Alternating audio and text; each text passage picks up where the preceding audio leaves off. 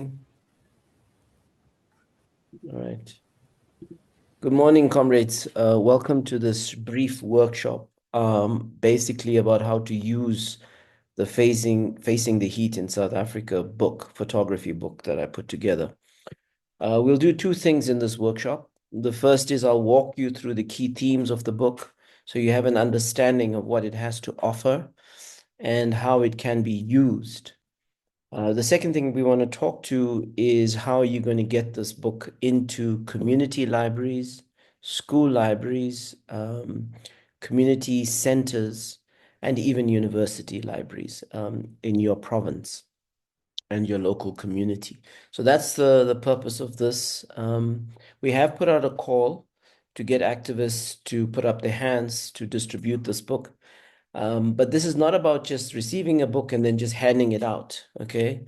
It's about using it as a consciousness raising resource, using it to build relationships, and using it to engage in activities to inform publics. So that's the purpose of the kind of engagement. So let me start just very quickly by walking you through the book, and maybe just to say, this book is now an exhibition on at the Origin Center at Wits University. It'll be on till the 6th of May. And we are attempting to get about 250 school students and children to come and see it and view it with teachers. We've had a cultural circle in the space with some amazing cultural activists, and there's ongoing connections being made there, like the Human Rights Festival, which will have 1,000 drums, and we're mobilizing our activists to go there. There'll also be a kind of attempt to have university students sit in the space and think about the post-normal university and how universities can become climate justice leaders. We're also using the exhibition to build the climate justice charter movement because it foregrounds its activism, which you will see. And there's a link in the exhibition for people to join. So the exhibition, comrades, is really helping the public understand what is at stake and how we can respond as climate justice forces. Now, this book has been in the making for 10 years, and it started off with me documenting climate resistance, but also climate shocks like the drought. But I realized that, we're living on a new planet and it's 1 degree Celsius overshoot since 2015. And I wanted to kind of go into climate shocks and try and understand what happens. What happens when we have a hectic drought? What happens when we have a flood? What happens when we have a rain bomb and so on? So I was able to go in some places in real time and experience this. I've done that for droughts. I've done that for flash floods. I've done that for sort of rain on farms, excess rain, and so on. So kind of really going into these things and trying to understand them forensically. Well, what clues? What do they give us, and so on. So that's where the project started, but it also grew to recognize that we also got to think about what causes the problem. Now, as activists, we all know it's fossil fuels, burning oil, coal, and gas, creating a greenhouse effect, heating the planet. But I wanted to do something more with this book and this exhibition. I wanted society to also think about its role and responsibility. So I decided to document the use of fossil fuels in the everyday and to provoke people to think about this question and kind of bring them around to the idea that we all have to own the climate problem and its solutions, which is very, very important. If you want to have a democratic approach to climate justice and climate politics, this idea of everyone owning the problem and the solution is absolutely crucial. So the project expanded and then, of course, went wider and deeper into unnatural climate disasters. So the book uses a certain language, and so does the exhibition. We use the word post-normal a lot, and I think many of you who've been to the activist schools understand what I'm talking about. So this idea of leaving behind relatively stable climate conditions for 11,000 years is part of the post-normal. Started living on this new planet, as I mentioned, since 2015, defined by climate extremes, droughts, floods, cyclones, heat waves, excess rain, and so on. So this is the kind of post-normal reality. So this word features a lot in this book, and it has to be explained to people. The second phrase that's used a lot in this book is the idea of governance droughts. Now, normally in the science and in the literature, when people talk about droughts, they talk about two kinds of droughts. They talk about agricultural droughts, where there's not enough rain for agriculture, and that impacts farming and that impacts food prices. The other is what are called meteorological droughts, where the weather just doesn't bring any rain, basically. But I talk about a third kind of drought, which is governance droughts, which relates to the mismanagement, corruption, and state failure that's creating droughts. Now, when we had the worst drought in the history of our country between 2014 and 2021, what I began to see is that a lot of local governments, and I went to many across the country, were failing to deliver water to communities even before the drought. The drought, when it came, was a double punch for people, climate injustice, because we had failing local state institutions. Now, if we overshoot 1.5 degrees Celsius, which we're on track to do by the end of this decade, we are going to have more intense droughts. It's very likely, it's not certain, that a serious El Nino is rising right now in the Pacific. And 2026, 2027 is likely to experience a very, very serious drought. It brings droughts to us in Southern Africa. Now, if we're going to go into this drought with the state of failing local governments, we're going to have water conflict and crisis in South Africa. So anyway, the book talks about that. The book also talks about the difference between symbolic activism and transformative activism. Symbolic activism is the theater we do in the streets, the protests, etc. All has its place, but it hasn't been successful. Transformative politics, which is what we are doing in the CJCM, is about treating the climate problem as a political project, which means we have to transform everything. We have to fight this problem on various fronts, but we also have to advance systemic alternatives as part of accelerating the just transition. So the book and the exhibition, uses this kind of language, which is very, very important. Now, just to walk you through the themes very quickly. So, as I've been saying, making a fossil fuel power, fossil fuels in the everyday, unnatural, and again, sorry, I forgot to mention, I use the word unnatural climate disasters because as long as we use oil, coal, and gas, these are not natural climate disasters. Actually, the capitalist system and its fossil fuel-driven economies are causing this problem. So I break this down. So looking at 800 photographs that I took over 10 years, I try to think as a citizen scientist, what's happening in terms of climate shocks? So governance droughts is one of those which I've spoken to. Extreme storms like the Durban rain bomb of April 2022. But there have been other extreme storms. We've had snowfall, extreme snowfall in the Van Riemen's Pass area.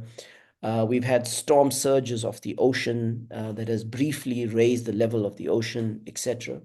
Heat and wildfires is another example of unnatural climate disasters.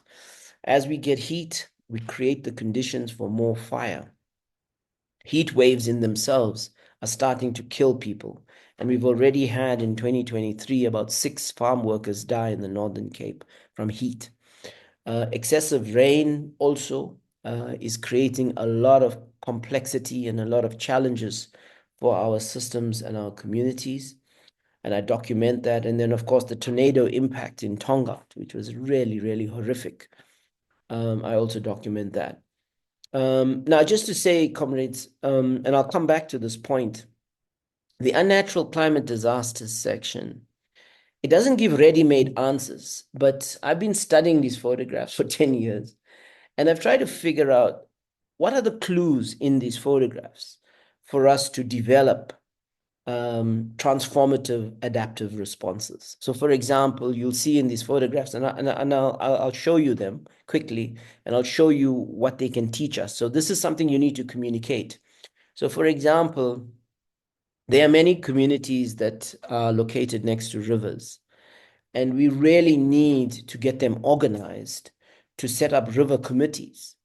And those river committees need to make sure those rivers are clean, the banks are fortified, guttering and sluice gates and so on are cleaned. So if there's a water spillage and kind of a flood, it doesn't have to stay for a long time. It can easily drain and so on.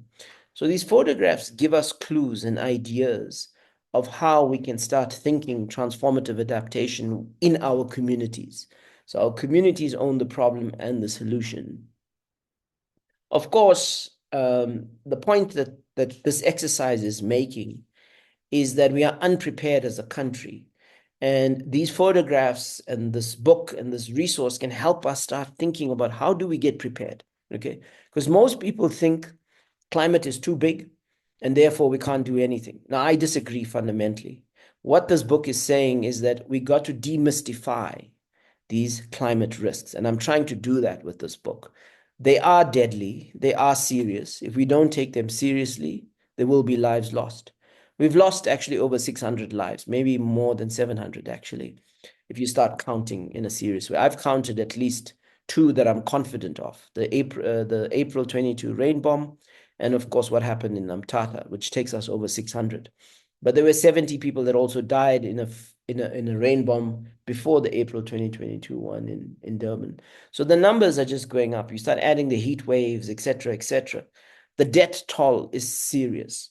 So if we don't start getting prepared and thinking with the resources like this from below, developing protocols, developing systems in our communities, response systems, and preparedness, we're going to lose more lives. And I personally don't want people to die from this, particularly given that we have science on our side and we have resources like this on our side. And we've got activism that we can do to meet this crisis. We can survive, comrades, but we're going to have to mainstream these things. This is my point. So climate doesn't have to overwhelm us. It's going to come with challenges. It's going to come with loss, but we can minimize that. We can minimize the challenge. This is the point about this book, okay? And the time I took 10 years of my life to document this, okay? To empower the public so that people can wrap their heads around this. And then the last theme in the book is resistance for climate justice.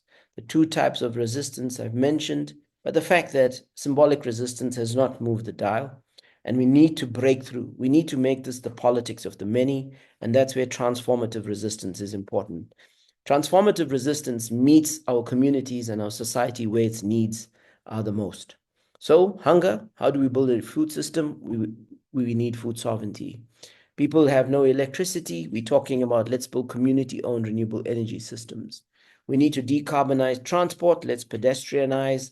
Let's get into mass clean energy public transport systems. Let's campaign on this. Let's demand this. Let's fight for this. Okay. So the point about transformative resistance is the root causes. It's saying if the root causes are systemic, we need new systems. Okay. This is the kind of climate activism we are trying to build in the Climate Justice Charter movement. Now, very quickly, the book has a foreword by Francois Engelbrecht, who basically endorses as one of the leading climate modelers and scientists in the country. He's basically saying that this book gets it right. It's consistent with climate science. He looks at the big patterns and the big trends. What I did was I went into the micro. I went into the actual lived experience of climate extremes at 1 degree Celsius overshoot, okay? So he's basically saying that this book confirms what we know, but it's also saying that it's giving us an edge because this book is taking a focus, an optic deep into these events and moments and so on. I set out an introduction, which again explains to people what is greenhouse gases, what is climate change, what we can do, and what's happening. You know, some of the big trends. So 250 million people have been displaced since 2015, by the way, almost 70,000 a day.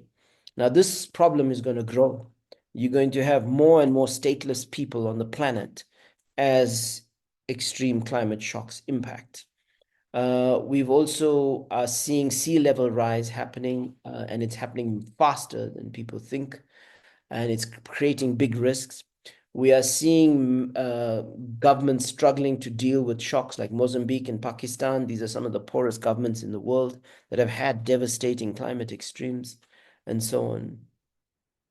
But the point about the book is that it's saying, again, as society, we can own these problems and solutions. We can learn from this photography and we can have responses. There are two big ideas that come out of the climate justice charter movement space, which I'm amplifying in this book and exhibition.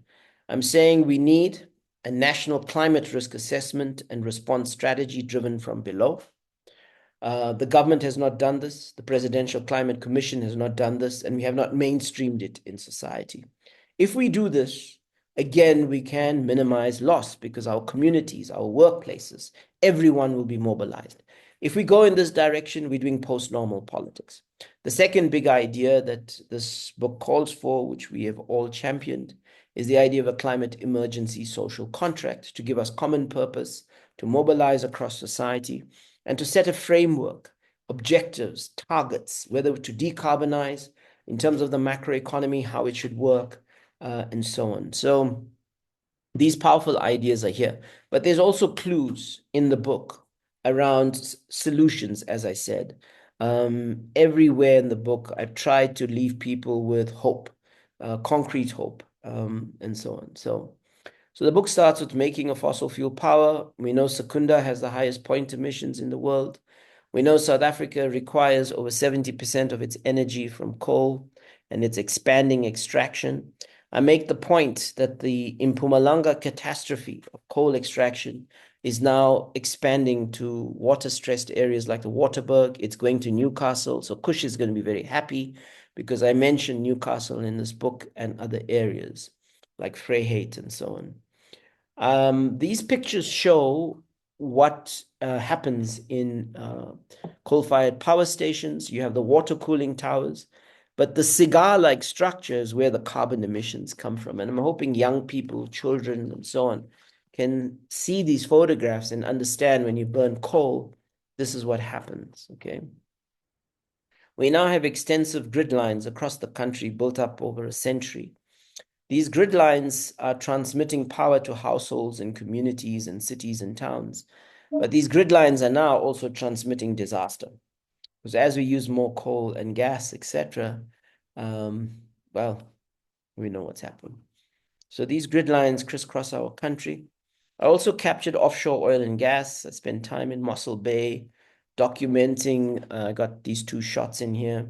But on the one side is an oil rig and the other side is gas tankers and so on.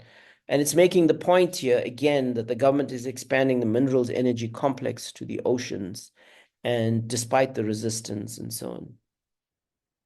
So the theme here now is, well, Petro SA is still kind of, pumping out the emissions.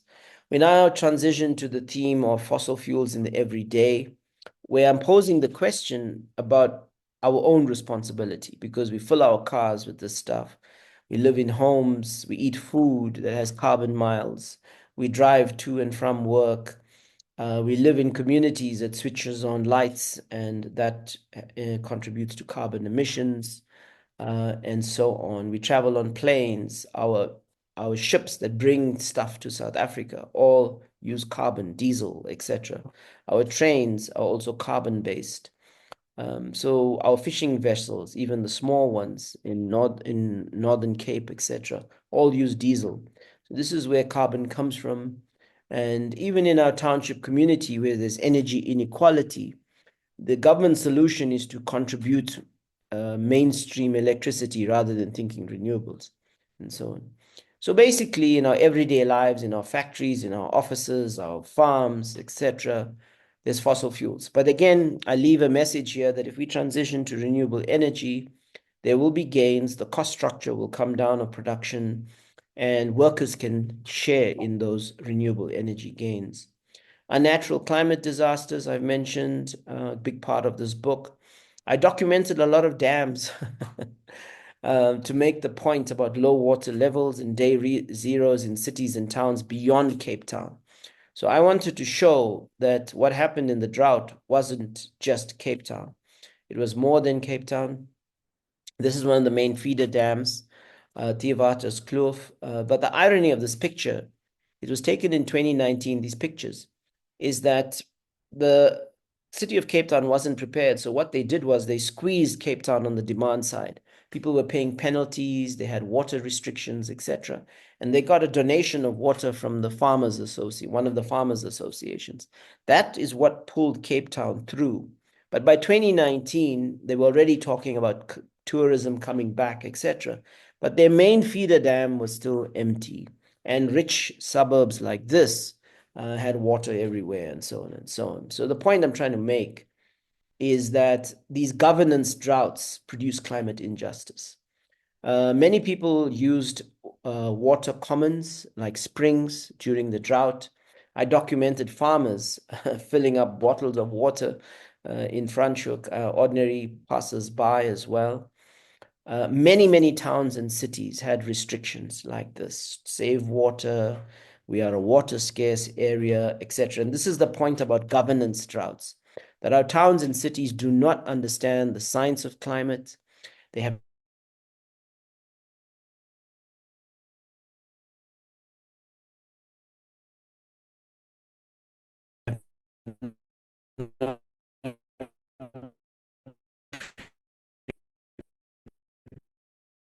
communities, they don't have, again, communities got to be involved with local government in managing the water systems. If we do not do that, we're going to end up in deep crisis. What I also documented was the harm that the drought did to more than human life. So I tracked the story from the Karoo, where a lot of horses and donkeys were let out because the cost of feed was too high. So I found a donkey refuge where a lot of these donkeys were being supported and taken care of. So the drought wasn't just impacting us as humans, it was impacting more than humans too. This is Graafrenet, their main dam, bone dry during the drought. I met activists there. They were desperate. They didn't know how they're going to get water. There were tanks coming, but there was a tank mafia. Local councillors benefiting from the desperation of the people. So if they prepared and they had other plans, they could have managed this differently. They could have made sure their groundwater resources were managed more carefully and so on. So there's clues here about how we can survive. Sutherland experienced the drought very badly. Many farm workers were retrenched. In Makanda, the city failed, the town failed before the drought, but it just got worse for people. And again, this is an example of a spring where people were getting water from to meet their needs. This is a river called the Bushman's River in the Eastern Cape. I took this picture in a reserve. And I was trying to make the point that, again, it wasn't just human suffering. This river was important for hippos, but the hippos didn't have anywhere to go. And the older male hippos were killing the smaller ones and so on. So yeah, this is now Nelson Mandela Bay of Kibera. Many people spoke about Cape Town, Cape Town, Cape Town, but Kibera was also having a massive drought, and that drought continued after the 2020s. And I went to all the main feeder dams on the left. These are some of them, the Baviaanskloof area. But a lot of contradictions were coming out in this photography. And it was very clear to me that water is controlled by agriculture in this country, 62%. And the Patensi areas in Baviaanskloof is high up in the mountains behind Kabera. It's where a lot of the water comes from. And the farmers control that water, basically. In Prince Albert, the farmers control the water as well. Extreme storms are becoming more prevalent. Flash floods, landslides, hail, wave surges, beef erosion, and snowfall. On the left is an example of a flash flood in the town of Craddock. We literally got caught in the flood. And I took these pictures while the rain was coming. Again, if this town managed its drainage systems well, created climate jobs, climate public works programs, it didn't have to flood. A lot of farms are getting flooded in extreme storms and it's taking out their crops, etc. And again, what can we do? What kind of earthworks do we need on farms to drain farms? What kind of filtration drainage do we need on farms? Now, agroecology gives us answers to some of these problems. Okay. Um, the soils on these farms, if they are rich, nutrient rich, they can be sponges and they can absorb a lot of the surplus water, etc., etc. So this was the this was the rain bomb in Durban, and it really induced landslides. We don't talk about landslides in South Africa because of poor planning, but what I saw was really shocking. I mean, entire building complexes smashed, houses covered by sand, etc., etc. Now, again, this is helping us think, okay, so the next rain bomb, landslides are going to come. How do we prepare our communities for this? This community in Quarry Road next to the Palmit River was impacted badly, but fortunately, they had an early warning system and they were able to get out. Others were not so fortunate. As Francois reminds us, there's 250,000, I think it's people that are below the flood line in Durban. Durban has many informal settlements. It's one of the fastest growing cities in the world. So this idea of intense climate extremes is going to be very catastrophic, again, if we don't get organized and so on. This is some of the damage that came. The estimates when I was documenting this was 20 billion, but I can tell you now the damage in Durban was way more. So the cost of these shocks are going to go up and go up and go up, okay? And the government will get insolvent again if it's not preparing us, it's not getting us organized, climate proofing this infrastructure, strengthening certain infrastructures, and so on and so on. That's the price we will pay. This building was, part of it was ripped off the Umhloti Ridge. Over 530 people died. And this is one example of what happened. Cars were lying there 2 months later, like a war zone. The walls of this canal were ripped off, etc. I mean, these fancy buildings, this is a great level of climate. Rich people in Umhloti, their houses were completely devastated by landslides and so on. But beach erosion has also been happening on our coasts. There have been storm surges and waves going above sea level. There's been massive snow dumping in Van Riemen's Pass, and I documented that. Heat and wildfires, as I said, are going to become more acute. What's happening in the garden route area is that the fires are getting bigger and bigger and bigger. And so firefighting services are incapable of fighting those fires. They're too big. So again, what this photography tells us is that if fires are getting bigger, maybe we need a national firefighting service in the country, and this should do preventative firefighting so that we can deal with fire load and so on. We're also beginning to see wildfires because the conditions are there for fire. Fire load is building up, dry grass, dry plants, etc. We can create climate jobs. Young people can go and clean up those ecosystems and so on. So fires, heat waves are going to become increasingly a challenge for our communities. It's going to impact working conditions. This is an example of a farm at Cape Point. This was one of many fires that hit this farm in succession, okay? And fynbos has to burn, but the problem is the fires are coming too frequently. So even the regeneration of this ecosystem is becoming a challenge. Excess rain, too much rain, meaning not a rain bomb, but rain over long periods of time. And I documented a lot of this. This is an example of a farm that I went onto after heavy rains. And this farmer admitted to me that he lost more sheep after the drought than during the drought. His sheep were getting what is called hoof rot, meaning they were standing in fields where there was a lot of water. These fields were becoming like bogs and they were getting an infection and he had to start killing them, okay, because you can't sell that meat and so on. So again, thinking the complexity of climate, we think excess water, but what does it do? Okay. Um, well, I also documented this excess water coming out of dams, and I was very worried. Does South Africa have the ability to manage more and more of this excess water? So we're going to have swings between drought and floods, okay? And so this excess water stuff is a crucial challenge for us And again, we can think smartly. Maybe when we do have excess water, our dams need to channel this to recharge aquifers. We need to build more reservoirs around our dams so we can store this excess water for drought periods. We need to link this to water management downstream. Because if we don't, this is what happens. This is Ladysmith that has a river, and the river had devastating floods that impacted the school. We're seeing informal settlements getting inundated. And on the right-hand side is Lutzville. And I got there and I got to see how a Clan William Dam released water, comes down the Olifants River. It cuts off access to the town on one road, but it also floods alongside the banks. And this is a wine estate that was flooded. So if our government doesn't take water release carefully, plans water management carefully, thinks about downstream communities and so on, we're going to have disasters like this. Okay. Tornado impact was very dramatic in Tongaat. A woman died in this building. I was really shocked when I walked through these communities and saw all of this. Most of these people don't have insurance, so the structural damage is on their is for them to deal with. It's on their resources. These houses were structurally damaged, but people are still living in them.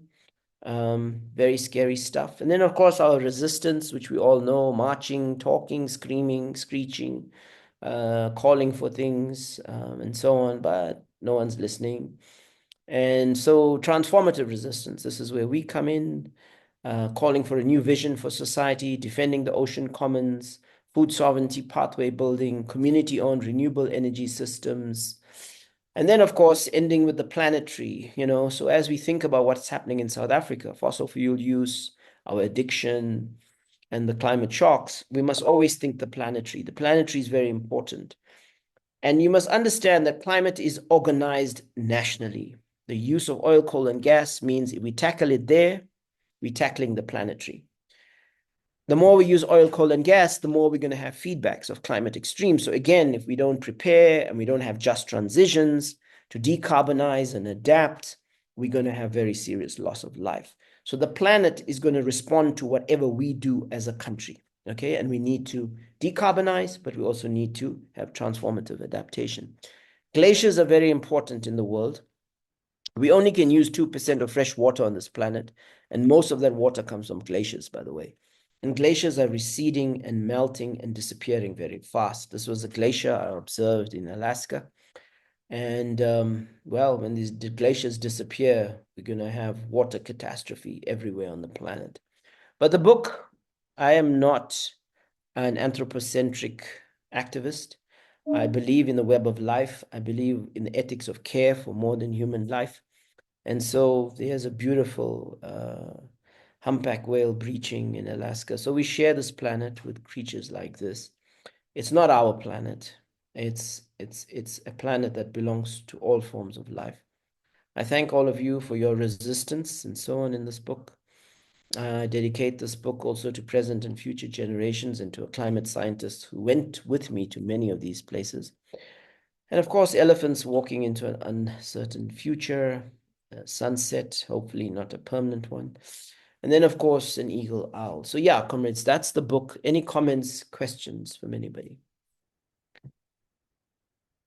Is this useful? Can it be used?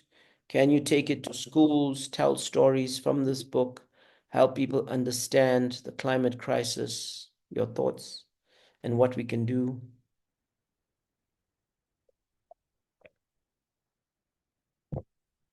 Comrades? Anyone? Put up your hands. Yes, Nosinto, go for it.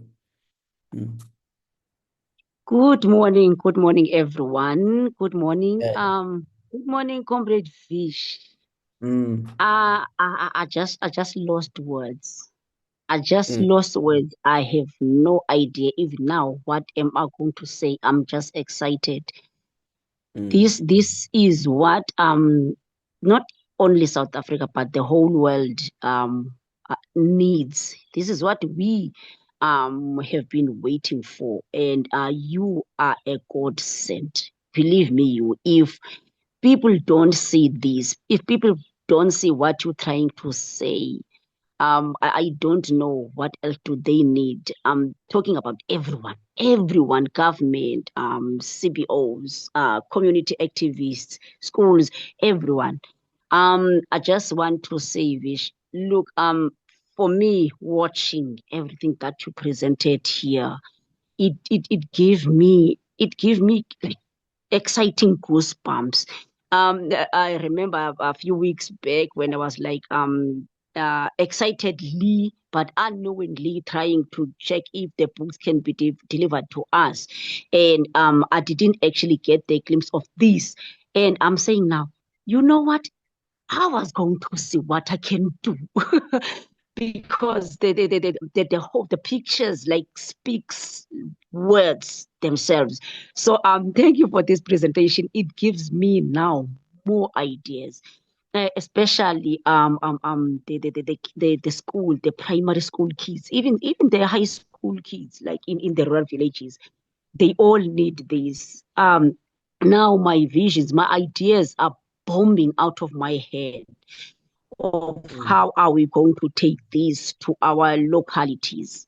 Believe me, I'm not promising anything, but I'm telling everyone that I am going to take this. This is going to be my tool to actually like spread the word, Mm. expanding the work that you have been putting in this book. Mm. I'm getting emotional. I'm excited. Great. I just But want. there's a picture of you here too in the book. Hi, what is it? I didn't see. Hey, you there? Thank you, Nassim, too. Thank you. And thank you for committing to using Wow. it. Thank you. Thank you. Thank you. Okay. Hey, Wendy, and then Daveen. Wendy, quickly. Mm. Go ahead, Wendy. Yeah. Wendy, where's Wendy? What happened? Sorry, there I am. I'm just Oh, battling with my little phone. go So, for it. Comrade Vish, hello to you and everybody here. Mm. I think the pictures are absolutely captivating. Mm. And the one thing, as a teacher, the one thing I'm always cognizant of is the fact that a large percentage of learners are visual learners. Mm. And to so explicitly, relay the crises in Mm. living color, I think is incredible. So I think it's a brilliant implement. It's I think it's a fantastic tool to be used in our journey as we try, as we aim to combat these crises. So yeah, thank you for that and well done. Thanks so Thank much. thank you, Wendy. Daveen? Daveen? Comrade Daveen? Good morning, Comrade Beast. Good morning, everyone. Thank Morning. you for the beautiful, beautiful book. Yes, I think it's a good tool to use in our communities because we see that a lot of people can't read and write, still the old people and the young people. We need to teach them, we need to show them that our struggle is not limited only to where we are staying, and Mm. it is a broader network of what Mm. we experience. So the tool will be very, very helpful for us. Yes, heat is very, very intense now in the Western Cape. Last week I was in Cape Town. The heat Mm. was more than 42 degrees, even in Lutzville. It was Vredendal, 47 degrees. Intense, Mm. very, very, and we never experienced it like this. Mm. So we don't know, and the rainfall was very low. So I think we are headed again for a disaster. But Mm. government, last week I was at the Salga meeting, government don't usually uh, declare a disaster, not even the municipality. I don't know who must declare it then, but we need to come forward and show them the reality in the Mm. community.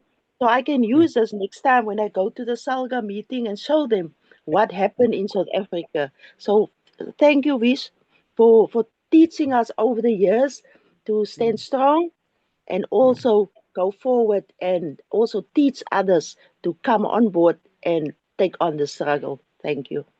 Thank you, Devine. And I got a picture of meeting you and in your comrades in your center, and it's in the book as well. This is important. The work y'all are doing in Lutzville is absolutely important, comrades. So yes, it features Thank in this you. book as well.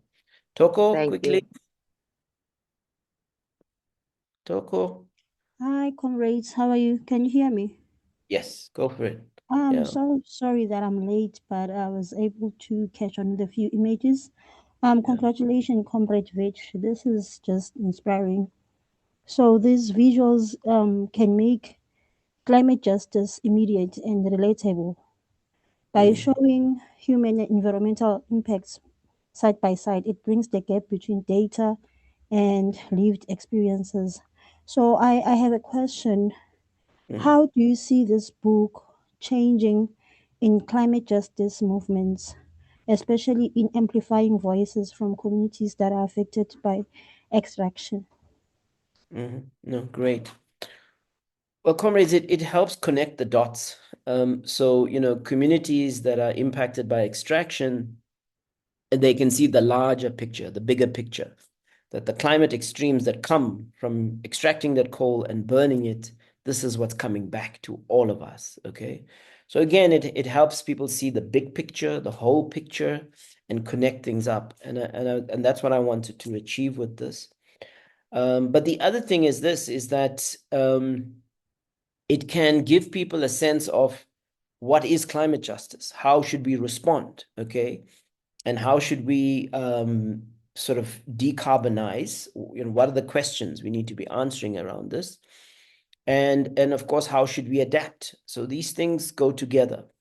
And the Climate Justice Charter movement campaigning, its climate emergency policies, all of this is what we can bring into the conversation, okay, with mining impacted communities and any other communities. So there's hope, comrades. We have a movement that's trying to get liftoff, that's trying to get our communities to understand, but also act now, own the problem and the solutions. So we've done a lot of work on solutions, comrades. It's time to use resources like this, engagements with this book, to talk about those solutions, the vision of the charter, the different policies we've developed, the water, justice, and commons policy, the eco-mobility, rights of nature, food sovereignty, and then talk about how can we start working together, building from below. So again, we're not going to leave people with a picture of doom and gloom. That's not what this is about. The idea is to say, well, this is what's happening, but we can still respond. We can do things together. This is the most important thing, in solidarity. So I hope that helps, Toko. Yeah.